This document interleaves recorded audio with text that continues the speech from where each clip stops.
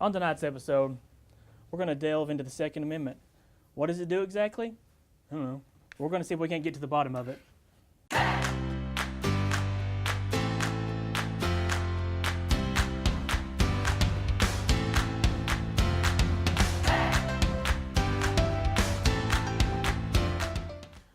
Welcome to Byrd Talk, the only show where the bird actually is the word.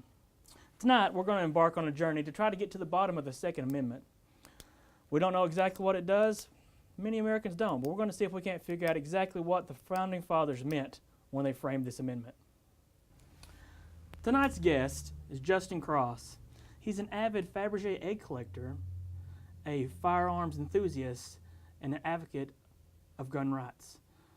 We're going to see what he has to say on the matter of this.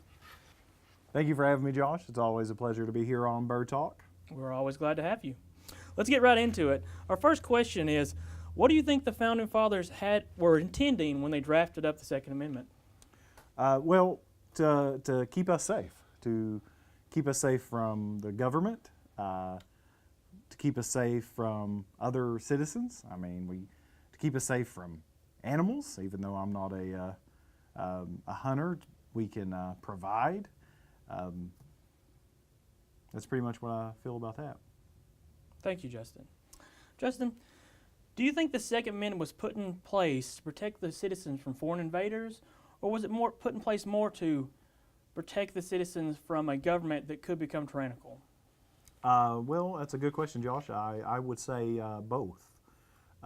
If you look at the bombing of Pearl Harbor, we have the Fleet Admiral and Commander-in-Chief of the Imperial Japanese Navy, Soroku Yamamoto. He said, you cannot invade the mainland of the United States. There would be a rifle behind every blade of grass. Now, some people say that that wasn't actually documented, that he did say it, but if you think about it, it's true. Everyone, or most people in America, will own a gun. If someone were to invade or try to take over mainland United States, they're going to not just run into the army, or the military, they'll run into a lot of citizens willing to stand up and protect their home and their rights. As far as tyrannical government, you got to look at Hitler. That's always a go-to. He signed the Weapons Law of 1938, which basically said Jews weren't allowed to own guns, and we all know what happened to the Jews after that. He also issued weapons orders for any countries that he occupied. And if you weren't German, you couldn't have a gun. And he occupied a lot of countries, a lot based off of that. And then you've got Chairman Mao, prohibited firearms in communist China. And that's still in effect today. Are we a democracy, or are we a communist country? Or do we want to become any of those? That's a very interesting point, Justin. Something else I'd like to add is lots of people don't realize this, and myself didn't until I did a little bit more research. But when the Founding Fathers first put these rules into implementation, these were only for free white men. It wasn't until the 13th and 14th Amendment that this actually brought into the black population. The 13th Amendment freed the slaves, but then the 14th Amendment gave them equal protection, which gave them the right to also own firearms. Justin, do you think the Second Amendment is a major cause for the firearm-related crimes that we see in America today? No, I do not.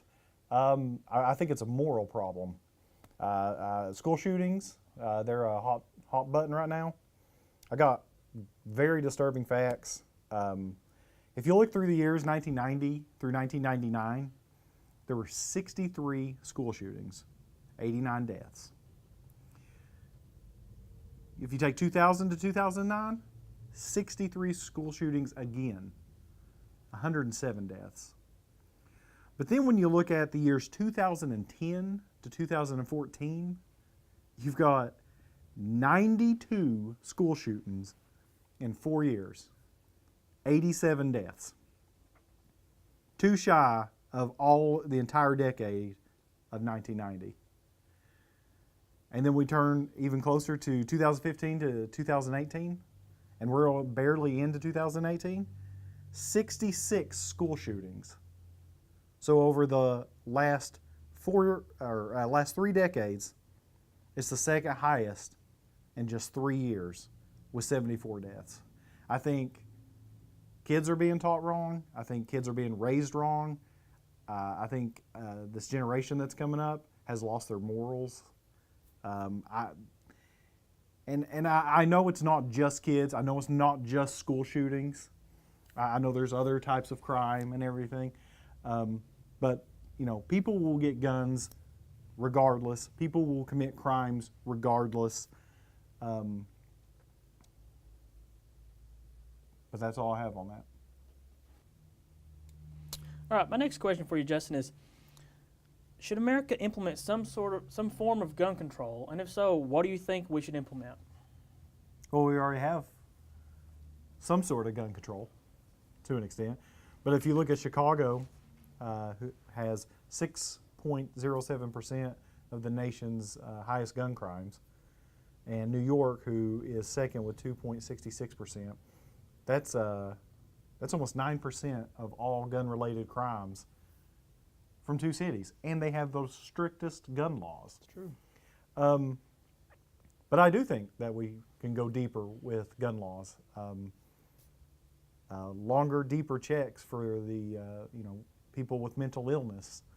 I'm okay with a higher age limit. Moving it to 21, that's fine with me. 21 might even be too young. I was an 18-year-old kid once, so you don't need to give me an assault rifle at that age. Not that I would have done anything, but I know how kids are. They're stupid. But if we were to do that, if the national age for gun ownership had to be changed to, we'll say 21, well, voting should be changed to 21. No active duty for anyone under 21 in the military. If you're too young to handle a gun or buy a gun yourself in the real world, you don't need to be handling one out with the military.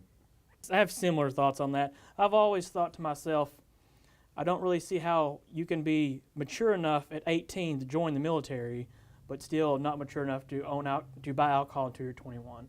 And then on the point of gun control, my thoughts on it isn't a cookie cutter thing. One size doesn't fit all. I kind of like to see it as when you're 15, you go get your driver's permit. You have to study. You have to take a class. You have to pass a test. You need to do that, and that's your simple thing just to get your license. You should have to do something similar to that to get a standard, say, semi-automatic handgun or a revolver. There we go. Thank you. Mm-hmm. Or a hunting rifle or shotgun, something like that. Those are standard weapons that I think everyone should need training on something like that. Now, if you want to go on and get something, a assault rifle or something more fancy or whatever, okay, fine. If you're going to go out and drive an 18-wheeler, you can't just be 16, get a license, and go drive an 18-wheeler.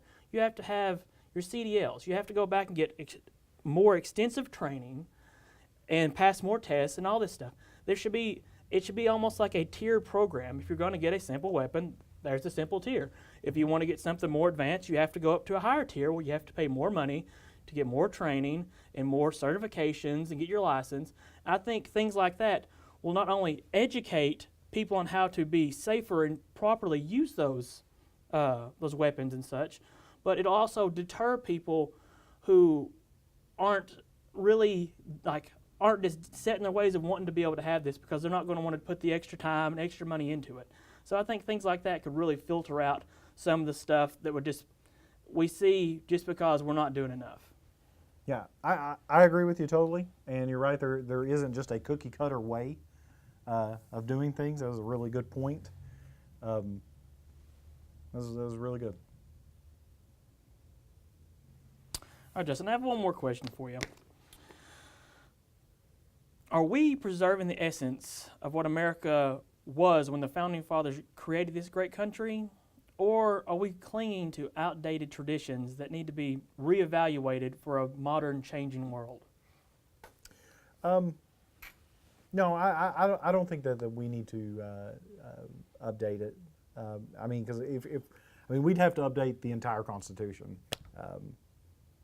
From free speech to right to bear arms. It's not just pick and choose. I go back to I think we need to get back to our morals. to a correct upbringing, to a society that cares.